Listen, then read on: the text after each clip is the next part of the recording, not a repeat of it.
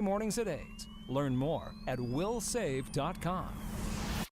Listen to AM 560 The Answer online at 560theanswer.com, on the AM 560 mobile app, on your Alexa-powered smart speaker, and on TuneIn, iHeart, and on Odyssey. Now, from the Signature Bank Studios, this is Chicago's Morning Answer with Dan Proft and Amy Jacobson on AM 560 The Answer.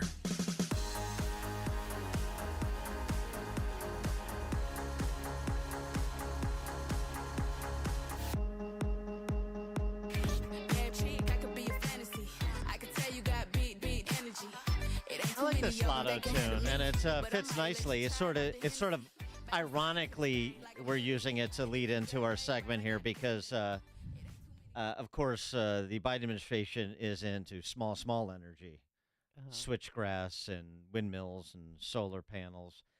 Really, it would seem to me they won't put it in these terms, but they have adopted essentially the viewpoint of the radical eco-supremacists of Western Europe. Remember this earlier this year? The Beyond Growth 2023 conference at the EU? Yeah, what a good time that was. Did you get your T-shirt? Greta Thunberg 1.0, because she's a little bit older.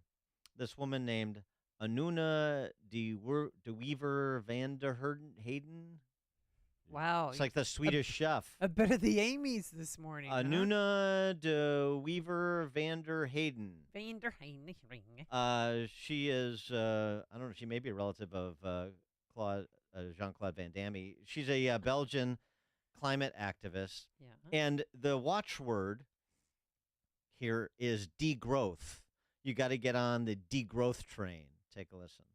Infinite growth on finite resources is not only a myth, but it's extractivist and ruthlessly oppressive by design. So when talking about growth and defending growth, there is a very important first question that we need to ask ourselves. Who are we growing this economy for? And what stories do we use to justify it? We have to acknowledge what lays below our growth. White supremacy, colonialism, and imperialism. White supremacy justifies a global system of exploitation and extractivism. Colonialism lays at the foundations of the European economy, institutions, corporate value chains, trade deals, investment agreements, and geopolitical structures of wealth accumulation, which means that there is no degrowth without decolonization.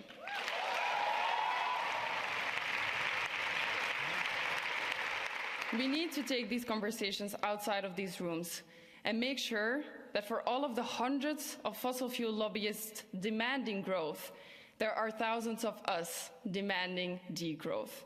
We need to redistribute wealth, cancel climate debt, implement a universal basic income, massively invest in loss and damage funds, degrow the economy in high-income countries, increase universal public services, reduce working time, dematerialize, and reprioritize what it means to live a human life. Yeah. Let's get out there and kill our economies. Woo-hoo! Absolutely. Bring it down. Boy, it's, killing your economy is really, it's just the right thing to do. So heroic, This is the kind of person Michael Schellenberger is talking about when he was asked to comment on those knuckleheads out in Nevada trying to stop traffic from going to the Burning Man concert. Just the same people who were throwing paint on paintings and gluing themselves to the Florida NBA games. Exactly. And runways. And Michael Schellenberger, he calls himself an eco-modernist. I mean, he's he definitely has a 20-plus year record of being an environmental activist, but he's not trying to deindustrialize the West like a lunatic. Here's what he had to say. Yeah, I mean, what we've seen is climate protesters becoming more infantile in their protests over the last year. We saw them throwing soup at Van Gogh paintings, spilling milk onto the floor, gluing their hands onto the floor. These are behaviors of toddlers, of people who were not raised right. And now it's been up to law enforcement to deal with their tantrums. I would say we know a lot about fanatics, Laura, and we know that these are people that often don't have anything else going on in their lives. They're often themselves artistic failures. And Burning Man, for whatever else, it is a big hippie gathering. I will say there's some really great art there.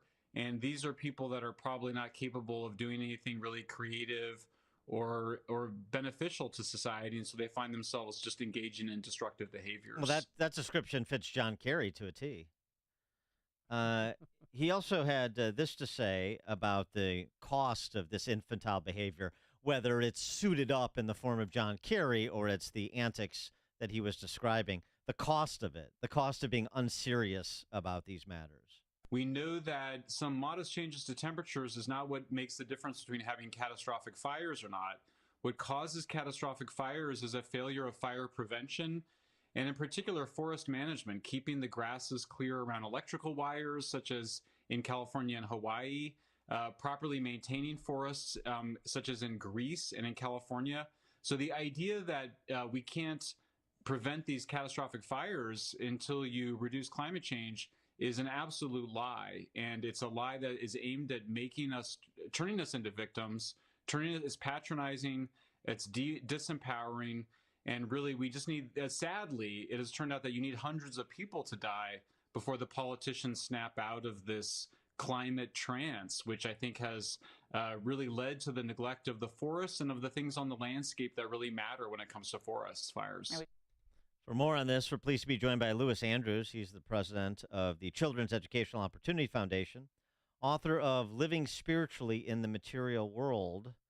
Lewis Andrews, thanks for joining us. Appreciate it. Good morning. It's nice to be with you. Your perspective on what Schellenberger had to say, not about the goofballs, but the last piece about sort of the kind of conversations we should be having about preventing what we saw in Maui with respect to responsible land management and coordination when there is a serious event like a fire or a flood that government is sort of spotty on, depending on which particular locale you're talking about. Well, I've been looking at some of the data lately about these fires. The one that came down from Canada, and then the ones that we've had out in California. And if you look at the air pollution that they generate, it's what they're talking about in terms of cars and appliances is minuscule compared to what we could control just through appropriate forest management. It's amazing the amount of ignorance that's being perpetuated. One of the things that's interested me, or a couple of things that have interested me lately, is some of the damage that's being done by this climate obsession that people aren't really appreciating. Particularly what's going on with our young people. There's a medical journal, respected medical journal called The Lancet, did a study about 2 years ago of teenagers from the U.S. and Canada, Britain, and 4 other countries. And almost 60% of teenagers now say they are extremely worried about climate change, and half of them say they can't even function because they're paralyzed by climate anxiety, climate fears, climate hysteria. And, that's a terrible development, that we have a whole generation that's not only been fooled into believing that, they're going to be saved by batteries and cars, but their lives are really being impacted by this. And every time there's a weather report of a hurricane in Florida or a heat wave in Texas, they think it's the end of the world. Well, and it's sad. Well, recently we had 2 warm days here in Chicago, and they, hot with the heat index, but it lasted 2 days, and kids actually thought that they were going to die. And Right. so my question is, what role is social media playing in this? Because, before when we were growing up, there were hot days. We had strings of warm, hot days with the heat index above, 3 digits. But social media seems to be spreading this fear. Do you agree? I think social media certainly is the vehicle, but one of the things that I don't know how you. One of the things that I find interesting is if you go back in history, this is not the first time we've had these kinds of fears. You go back 50 years and you've got the population time bomb. People thought overpopulation was going to destroy the world. It turns out population is actually declining. Then before that, in the 1950s, You had the nuclear war scare. People thought the U.S. and Russia were going to go to war, and kids were taught to hide under their desks. They go through drills, and kids in schools would hide under their desks, to avoid radiation. But after they went through the drill, they went on with their lives, and the question that I ask myself is, why today is this particular scare so terrifying? And why is it that people, a lot of young people, can't seem to go on with their lives? And I think a lot of it has to do with the decline of religious influence in modern life. We live in a very secular time.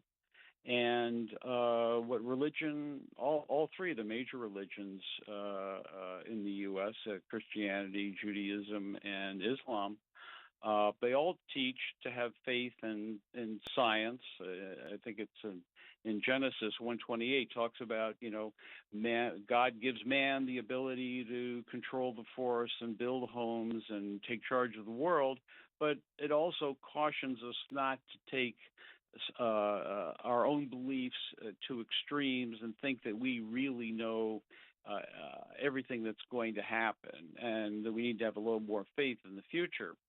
And I think that's lacking today more than it ever has been, because we live in such a secular culture. And I think that's one of the reasons why these fears of climate are having a disproportionate impact that, say, fear of nuclear war or fear of population didn't have years ago, because people had more faith. No, I think that's a good point. I mean, it sort of boils down to what Michael Schellenberger said about those goofballs in Nevada and at the EU talking about deindustrialization, degrowth. They're not raised right. I mean, they're not raised right. They're not raised right because they're being sent to Caesar schools, and then parents are surprised when they come back as Romans. One of my favorite Bodie Beckham lines.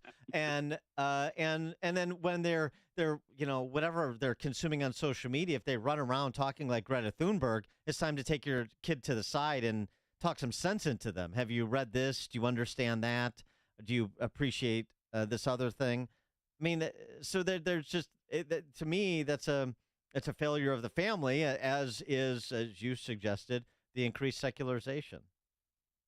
I think that's something that really needs to be talked about more. And the other thing that really needs to be talked about more is the impact of all this climate spending that's going to have on basic social programs like Medicare and Social Security. There's no way the government, we're $31 trillion in debt at the moment. There's no way the government can go further in debt without at some point there being some effort to radically control spending, because at some point people aren't going to lend us money anymore if they think we can't control spending. And when that happens, there's no way that you can carve out Social Security and Medicare and say, well, we won't take money out of them, but we'll take it out of defense and other programs. If you go back through history, any country that has had a big debt crisis and has finally had to deal with it takes money out of every program equally. It's the only way you can do it politically. And that means that every dollar we go into debt for Biden's green agenda eventually threatens benefits that come from Social Security and Medicare. He is Louis Andrews. He's the president of the Children's Educational Opportunity Foundation, and he's the author of Living Spiritually in the Material World. Louis Andrews, thanks for joining us. Appreciate it. Thank you. Thank you. And he joined us on our turnkey.pro answer line. It's like a hot, steaming cup of information to start your day. It's Chicago's Morning Answer on AM 560, The Answer. Hey, business owners, are you wondering how to grow your business? Do you need cash flow and a ready source for financing? Well, Signature Bank can help. Hi, Mike Gallagher here to let you know that Signature Bank's loan decisions are made locally by a team who knows your name, cares about your business, and is invested in your success. When you need advice about your business or even have a question,